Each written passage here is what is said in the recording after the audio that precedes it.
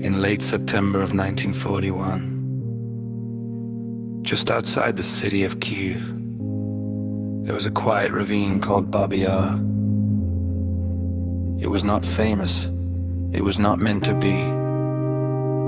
It was simply a deep cut in the earth where people once walked past without a second thought. Then the Nazis arrived. Not with bombs or burning buildings this time, but with orders. Notices went up across the city telling Jewish families to gather with their documents and belongings. Many believed they were being relocated. Some brought their children's coats, some brought bread, some locked their doors carefully thinking they would return. They never did. On September 29 and 30, nearly 34,000 Jewish men, women and children were marched to that ravine. Old people, babies, entire families holding hands. They were forced to undress, to hand over their wedding rings, their watches, their last pieces of a normal life. Then they were led,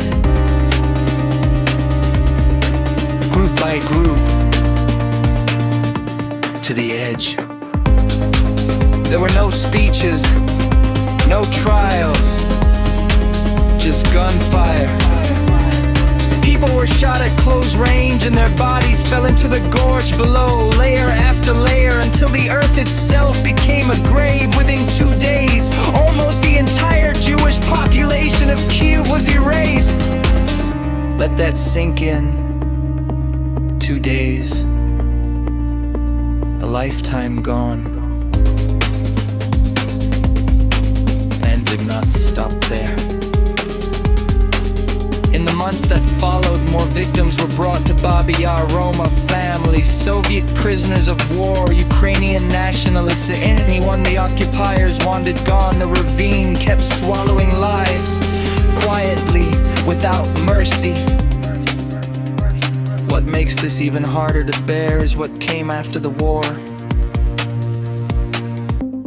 For years, Babi Yar was met with silence.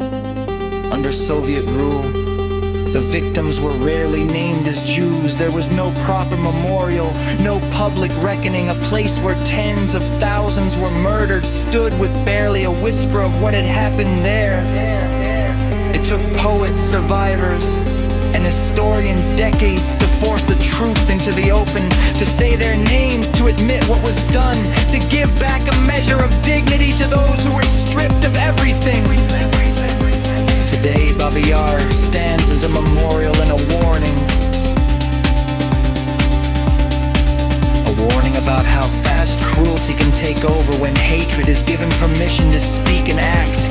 A warning about how easy it is to look away, and a reminder that silence after a crime is not neutral. It is part of the wound. This is not just a story about death. It is about memory delayed, about grief that had to wait its turn, and about our duty, especially now, to remember what happens when human lives are reduced to numbers and neighbors become targets. Some places are not just part of history, they are part of our conscience.